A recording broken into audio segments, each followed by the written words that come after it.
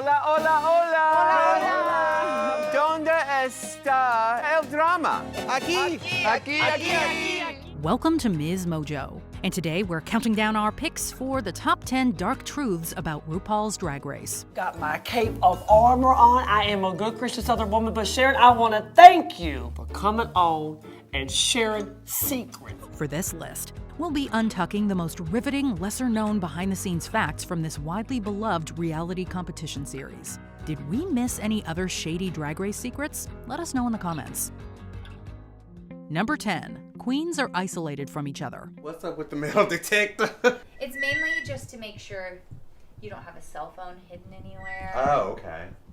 Well, then I should bend over all the way. Yeah, please. Many may wonder how the Drag Race producers are always able to capture the riveting interactions between the queens. Well, for one, contestants are reportedly isolated from each other when they're outside the workroom. You are sequestered into this room until further notice. I just love it. It's like a prison.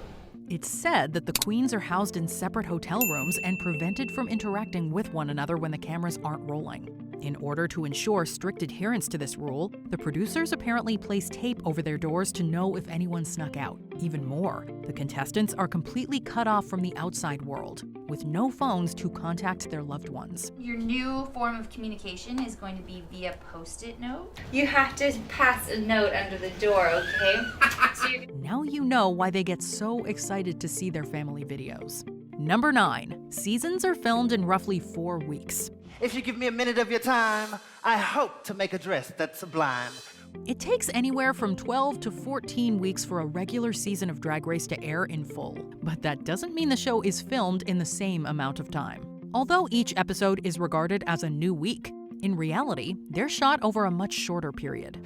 You've got 20 minutes to get into quick baby drag. Go! It's been widely reported that each season of Drag Race wraps up after roughly 4 weeks, with the average episode taking about 2 to 3 days to film. This would mean that the queens only have hours to sew and design exquisite dresses, come up with hilarious commercials, and write sickening verses. Boy, it really do take nerve. Thank you.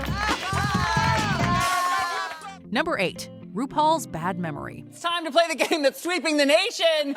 Name! That queen! They got it! Anyone who's a fan of Drag Race can attest to the fact that RuPaul has a pretty remarkable recollection of pop culture moments. So it's quite surprising, and maybe a little shady, that Mother's memory becomes a little faulty when it comes to her own children. I'm trying to hit my thing. Okay. I don't have my glasses on.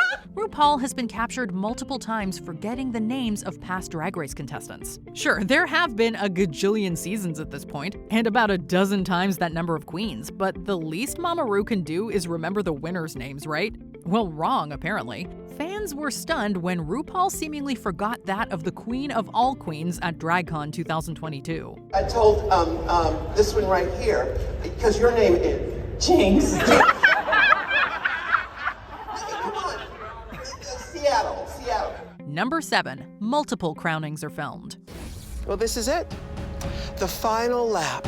The grand finale of RuPaul's Drag Race. In the early seasons of Drag Race, the finale and crowning of the winner was shot in a studio, months before airing. However, after the Season 3 winner was leaked by internet blogger Perez Hilton, producers of the show decided to alter the format. It's okay to think outside of the box and think greater than what you know. These days, a live grand finale is filmed in front of an audience, only a few weeks before it actually airs. In order to prevent spoilers, the producers film multiple endings, with each finalist being announced as the winner. RuPaul then picks the actual champion afterwards, which is only revealed when the episode airs. Hence, the winning queen gets to find out they've won at the same time as the viewers. Now prance, my queen, prance.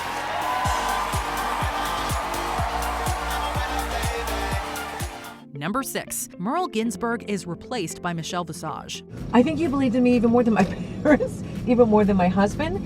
And I really feel like you have this kind of sense of seeing things in a... Right. RuPaul and Michelle Visage have been squirrel friends for decades. The two reportedly first met in the late 80s and have worked closely together ever since. We've obviously talked about you because you're such an important part of her life. Yes. And when you're not threatened Although Visage is now a staple on Drag Race, she was noticeably absent from the judging panel during the first 2 seasons of the show. According to the multi-talented entertainer, she was contacted by RuPaul to be a judge right from the start. However, at the time, Visage had just signed a 5-year contract with CBS Radio and wasn't permitted by her boss to appear on Drag Race. After going over her boss's head to the VP of CBS Radio, she was given the go-ahead and replaced Merle Ginsburg from the 3rd season onwards. My co-host for over 100 episodes of the RuPaul talk show. Couldn't keep us apart. Number 5, the strange connection with Charles Manson. Act as if your life depended on it, because, well, it does.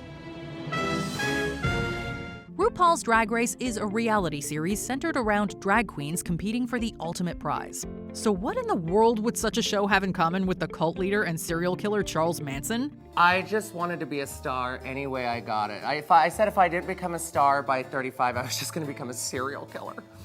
Well, you can relax a bit. Manson has never been a guest judge on any of the episodes. However, some seasons of Drag Race have been filmed on sound stages in Simi Valley. Situated within Ventura County, California, the valley was reportedly once home to the Manson family and was the location of some of their despicable crimes. When asked about the connection in a Vanity Fair interview, Mama Ru said, quote, "We've come to cleanse the whole area of its checkered past." Tonight, they're ready to slay the runway in their best drag. Number 4, you've got she-mail. No ma'am, no ham, no Pam, no cauliflower, no cornbread, no green beans.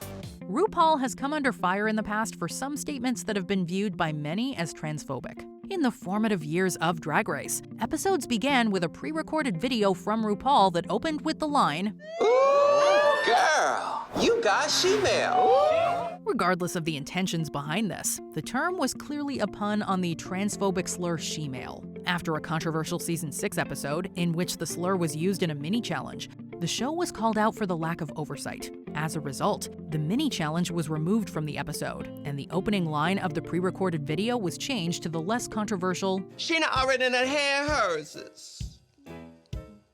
And of course, I've, taken that to the bank. Number 3, grueling production hours. Our poison bit is going on a long time. Roxy and I are sort of standing there like... Anyone who's worked on a film or TV show will not hesitate to let you know that production hours can be long. And while that's arguably harder for the technical crew on an average set, you have to take into consideration that the Drag Race queens need to be in full drag for the better part of the episode. Oh, God!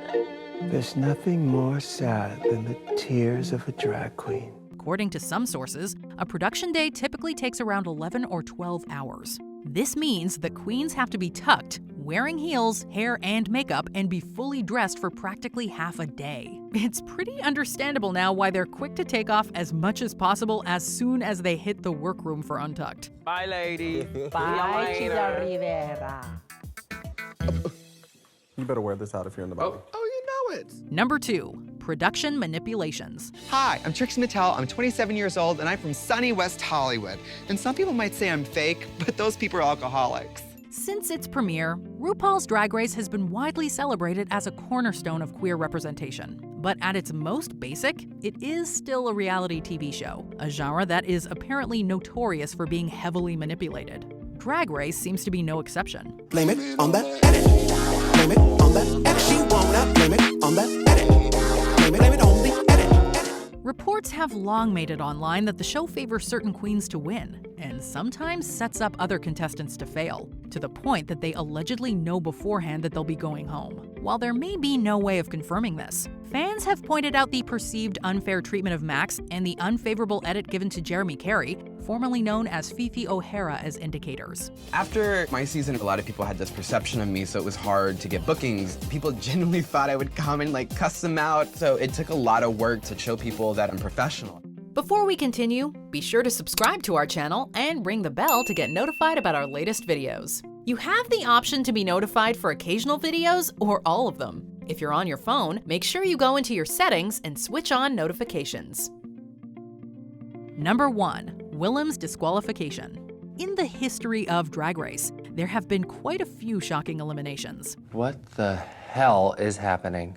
One of the very first in that category was the disqualification of Season 4 contestant Willem. After winning the Frenemies episode alongside Latrice Royale, Willem was sent home for reportedly breaking the rules. Your actions have consequences, and I'm afraid you leave me no choice. Willem, I have to ask you to leave the competition immediately. It was later revealed that Willem had received unauthorized visits from her partner during filming, which constituted a breach of contract. Although, the Queen has maintained that there was another more shady reason for her disqualification. Since her exit, Willem has consistently spilled behind-the-scenes tea about the show, including claims that the queens were not properly fed and the presence of safety hazards on set. They were giving us like literally $75 for 12 people to eat. That makes like $6.75 per person or something at like 10:30 at night. They didn't know our names. They called Latrice La something. Do you agree with our picks? Check out this other recent clip from MsMojo. And be sure to subscribe and ring the bell to be notified about our latest videos.